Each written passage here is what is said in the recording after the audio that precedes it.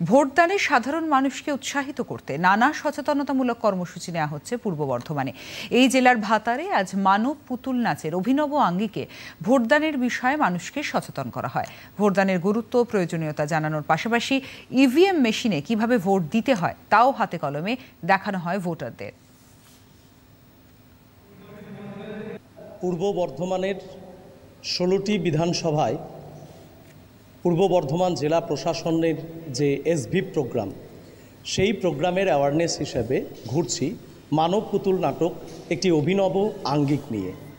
বিষয় হচ্ছে আসন্ন লোকসভা নির্বাচন 2024, মানুষকে আরও বেশি করে সচেতন করা এবং নির্বাচন কমিশন মানুষকে, ভোটারকে কী কী অধিকার দিচ্ছে এবং ভোটারের কী কী কর্তব্য, যখন সে ভোট দিতে যাচ্ছে তখন কোন কোন বিষয় তার জানা উচিত, এই বিষয়গুলি নিয়ে সহজভাবে জনসচেতনতা গড়ার জন্যই এই যে একটা আকর্ষণীয় পুতুল নাচ, মানব পুতুল নাচের মাধ্যমে আমরা এই কাজটা করছি।